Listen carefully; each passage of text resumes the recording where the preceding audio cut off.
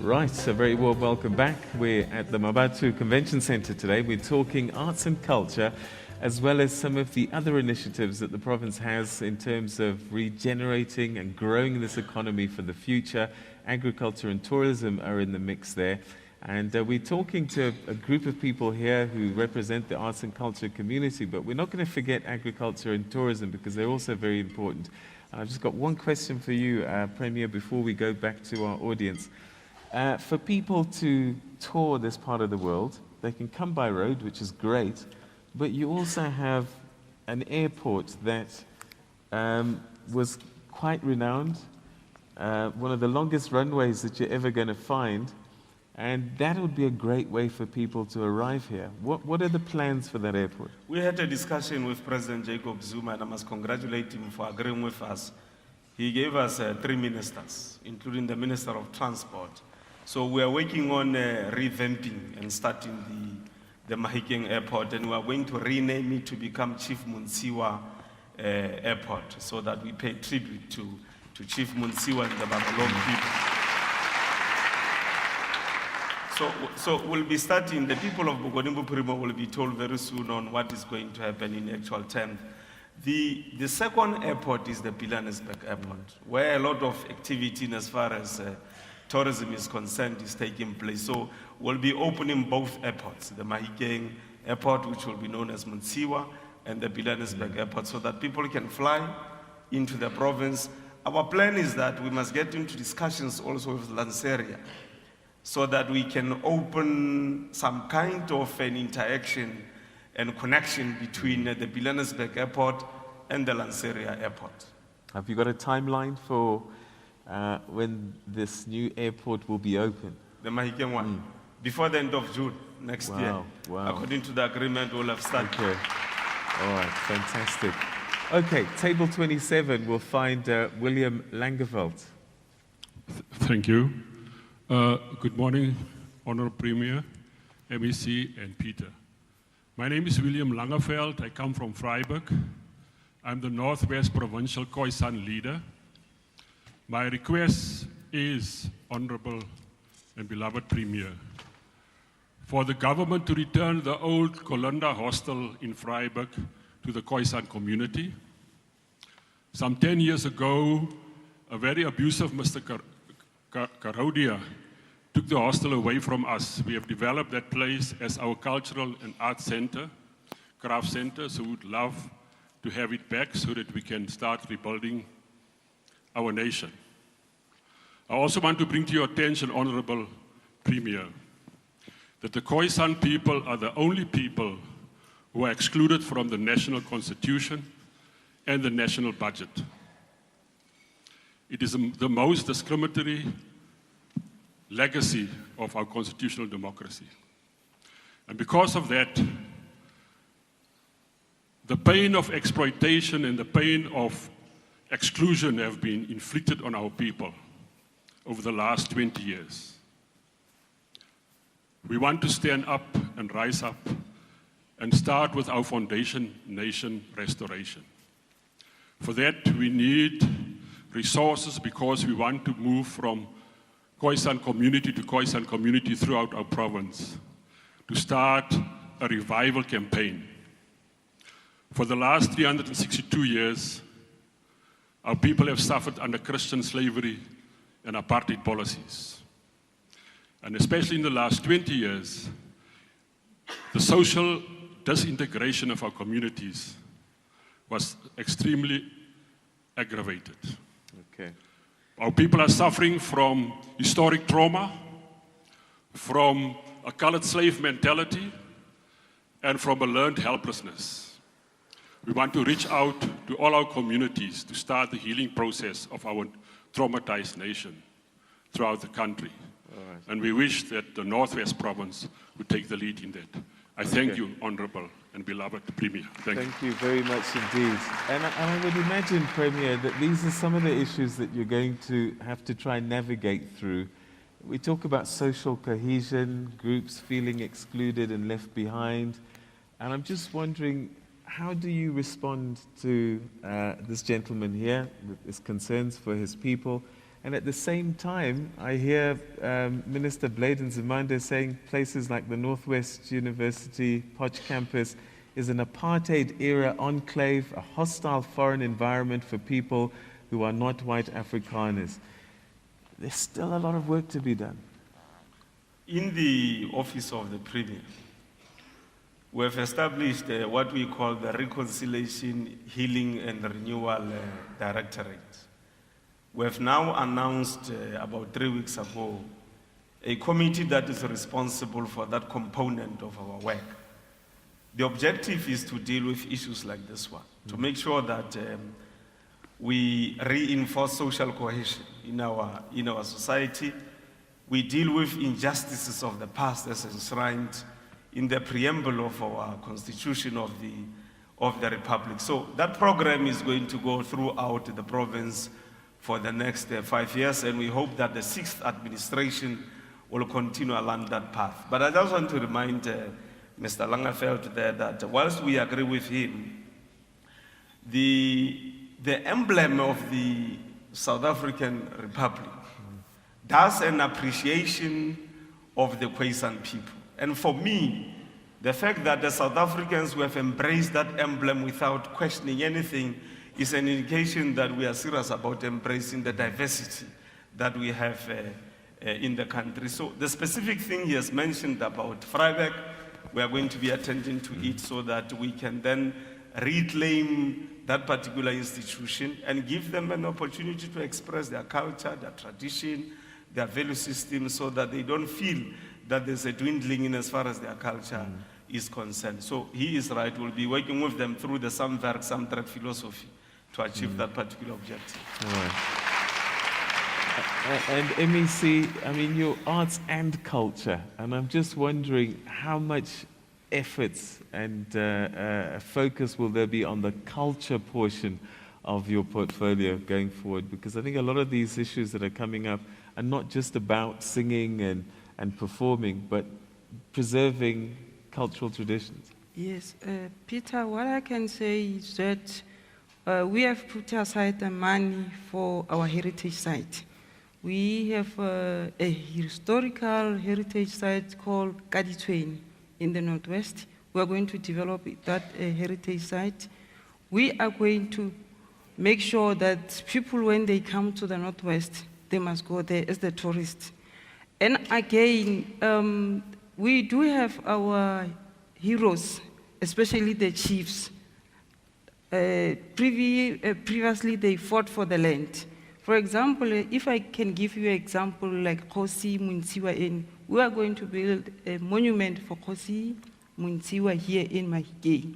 We are going to start with him. And again, we have planned for building 3 statues, which is for your JB Max from Fenesdorp, your Moses Kotani Kopela. Those are the monument or heritage site that we are going to build. And let me not forget 1956 and 57 women from Lihoroti. We are going to build a monument for them. We already started to engage with them. On the 28th last month, we had a discussion with them. We are going to make sure that we build a monument for them, we build the library for them, so that when they are gone, people must read about them. People must know about what happened, what really, when we talk about 1956. We have our own heroes in our province, like Boma Maruta Mompati. We are going to make sure that we write the books, we encourage people to read those books about them. Okay, all right. Let's go to Eugene Tetwa, table number 8, to share your thoughts with us. Thank you, Chair. I'm Eugene Mtetwa, the Acting General Secretary of the Creative Workers Union of South Africa, but also the studio that Dilo Tsotle was talking about. My company is building that. As from next week, we mean business, we mean delivery. Now my question, because somehow it has been covered in terms of skills development forum. The disjuncture in what we always do is that we introduce these concepts as if they are unique. And what becomes a problem is now the implementation. Coming from the presidential hotline background, what is your mechanism of monitoring that within the 5-year term that you have, parallel to the development of the economy, the skills are also complementary to that development? But how much of local will be local? How do you then say this economy is developed by locals, if considering the fact that this is one sector that has always been put at the background, at the back seat? Now, these skills have not been developed, but you can't wait for the skills to be developed first in order to start. By the time you start, your term will be over. How are you going to manage that? The second question is the issue of intergovernmental relations. Currently sitting with MEC of Arts and Culture, but the issues around the sector, they are located in different departments. You talk of Home Affairs, the Nicki Minaj that will be coming to take the local jobs away. They should be going through Home Affairs, but Home Affairs is not here. DTI is not here on intellectual property. How are you going to manage that process? Thanks. Okay, so a number of issues raised. Yeah, no, Eugene thanks Eugene for the comment and the questions. The skills are there. As we speak, you see, these people who are here have got different skills, Peter, in as far as the arts and culture of the province is concerned. So when we say we are going to do skills development, it doesn't mean that we're starting afresh. We're working on what is there to enhance it, to grow it, and aggressively make sure that we grow the economy. We have said to the department that starting from October, and they started yesterday in town, when we were launching the Bualipuso program, we need to put in our database everybody who is involved in the arts and culture of the province, ward by ward, village by village.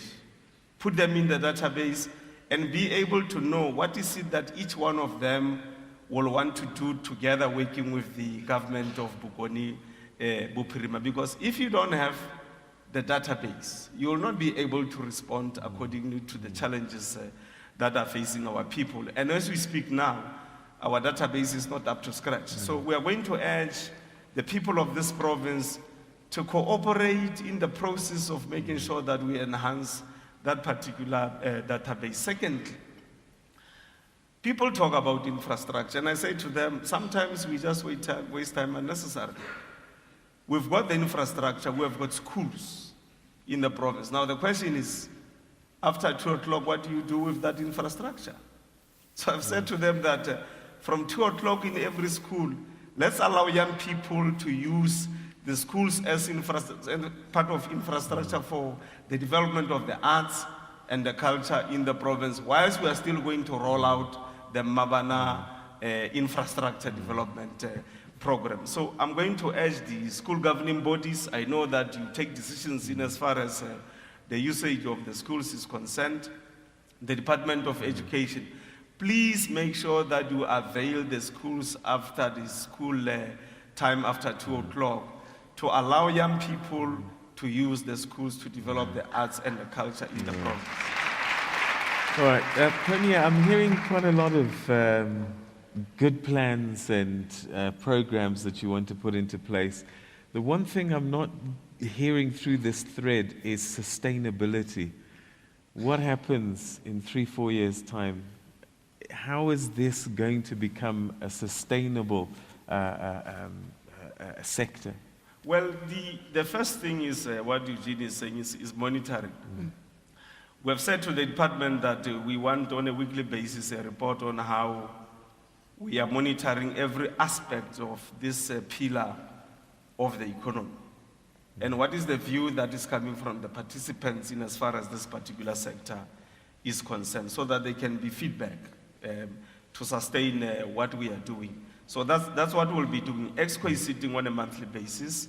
The expectation from us is that the MEC will be reporting on a monthly basis to EXCO on the work that we are doing in as far as this particular pillar of the economy is concerned. But we have also created platforms for our people to say to us, whilst we are doing work, here are the suggestions and the criticisms that we want to make towards the government in as far as the work that you are doing is concerned. Those platforms have been created. Yesterday we launched Bualipusa, as I'm saying. So our people must speak to us and not be afraid to say to us, you are not doing well. For me, that's part of monitoring.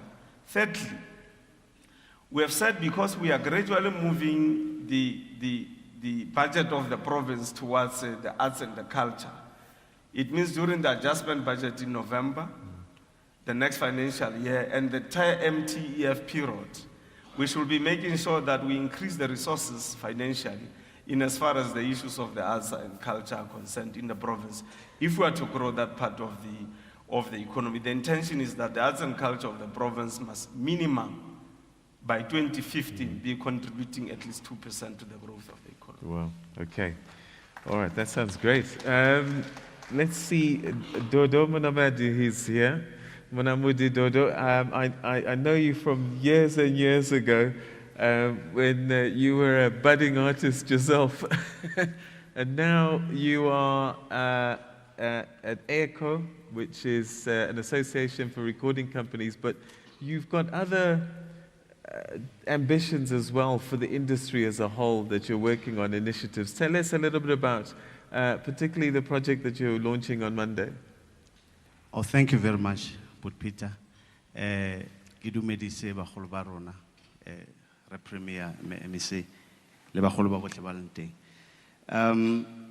In response to that, Prapi, we actually say, as one of the business people from this province, we are saying we're trying to redress issues that have been left out, you know, from your apartheid systems that we have actually adopted onto.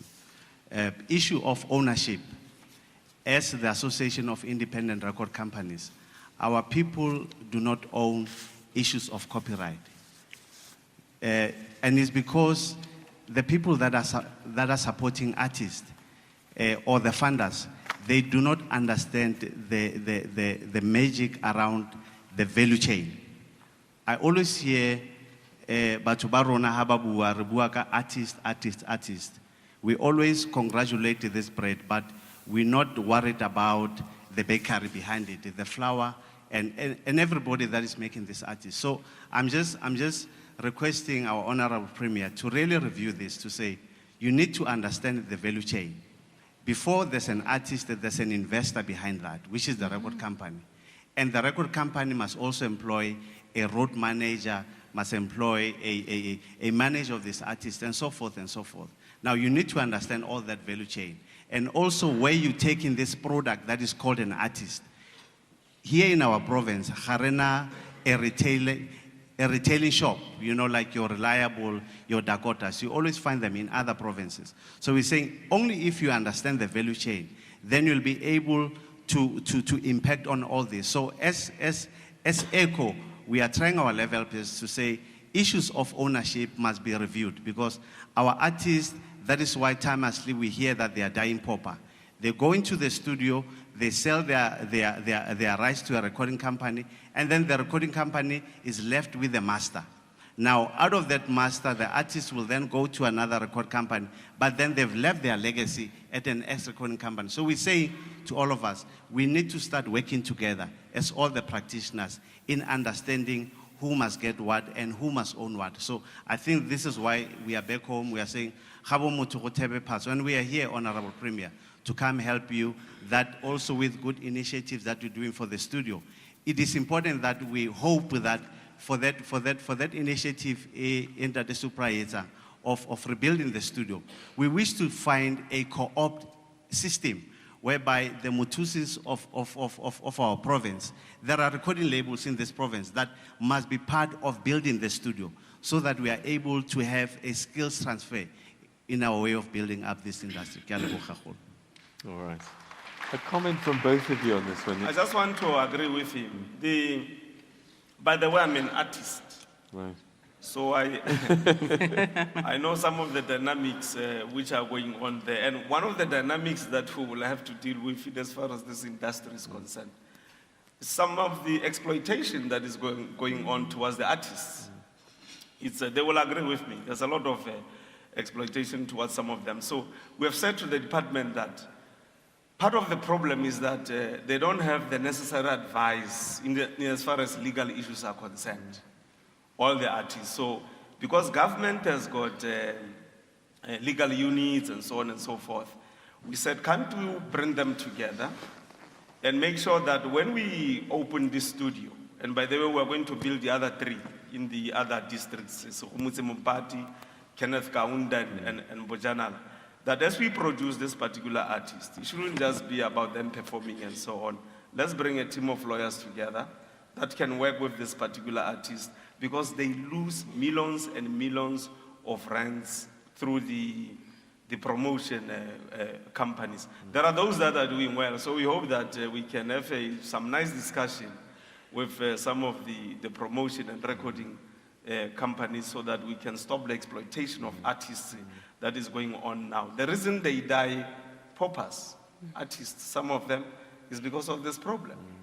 So they are exploited, and I think they must be a bit more candid in as far as that particular matter is concerned. MEC, do you want to add to that? Because Dodo talked about the whole value chain kind of needs to be looked at right through the process. Yeah, Peter, what we can say as department, we will be embarking on the program for the campaign, this campaign for copywriting. As department, together with the artist, we're going to sit down and say, what are we going to do with these things? This campaign we are going to roll out in all the 4 districts of our province to help them. Okay. All right. I know Rupsi Mahune is here. Very well known. Again, a child of the soil. Where is Rupsi? Stay with me, Rupsi. Stay with me. If you could just stand up, we can get a microphone to you. And yes, a big hand for him. All right. Okay. So I know that you're also developing this acting thing as well. So I've seen KB do the same thing, singer, actress. But you've heard what the MSc has said, some of the programs that have been set out, and some of the issues. And I'm just wondering, as somebody who's done the journey, what more would you like to see happen that will make a difference for this province? Thank you, Peter. Ke rata go dumedisa mo premier. Ke rata go dumedisa le MEC. I would like to greet all, even the Chief Director in Arts and Culture, both Lebalenting, respected people, Mario, are all important. Yeah? Peter, you know, when you look at our province, this used to be the mega of talent. You see, when we talk about skills, I hear a lot of people saying we still need a lot of skills. We have actually supplied skills to the Gauteng province. I'm one of the people that was in the Gauteng province. And some of our people sometimes say, you know, Botswana, you go there, he starts speaking, Yazihini. You ask him where you're from. He says, I'm just staying in Soweto. Whereas he's just here in Tatakanyani. Those things must be real. We've got to be real about ourselves. Not that, hey, man, you know, I am staying, you know, I'm actually in Joburg in the northern suburbs. It's fine. It's a good thing. It's not wrong. It's probably a marketable, you know, kind of statement you're making. But still, let's just look at what we're talking about the province, what we'd like to see. I think in one of our papers, I just sent it over. I'm looking at the information center. If you look at the information center in Rustenburg, when you go in there, you look at that. When I looked at that thing, you know, I don't know how many years, I've made some proposals that let us start a cultural precinct. You know, if you start having a cultural precinct where we're going to have this up and coming artists or even professional artists, you know, transferring skills to those who don't know. When the visitors come in to come and have this information, we have people there performing. There must be shows all the time. We can be kept busy 24/7. That's what I would like to see. That is the first thing you look to see. And you look at some of our artists, that are here. There are very good artists that I have met personally. You see, that's why I say, Peter, that's the first thing that I would look at. And another thing is I would like to really come up and say, as the Premier, that let us look at the studio that we have. You know, for those who don't know, we have the best studio in the whole of South Africa, right here in the Northwest, Mmabatho. Do you understand how it is? And so that studio, if it could be used profitably, it could even, you know, raise some funds for some of the artists. I don't believe in this handout that we're making. Every time we've got to complain. We like the plans that Premier's coming up with. We are going to support them, but let us make it real. We just got to put them into practice. Okay. That's the only thing. There's no time to come up and come look at it negatively. It's time to say, right, let's look at what we can do right now. Let's get the solutions. That is the thing that I think we should do. Thank you very much indeed, Rupsu Mahon. All right, okay, we're going to take a quick break because there's quite a lot to unpack there, and so we'll unpack that as soon as we come back from this quick break to talk about, I guess, implementation seems to be the key word here. You know, we talk a lot, but let's start doing, and I think you've started sort of hinting on monitoring and evaluation as one aspect, but we'll chat about that coming up after this. Stay with us.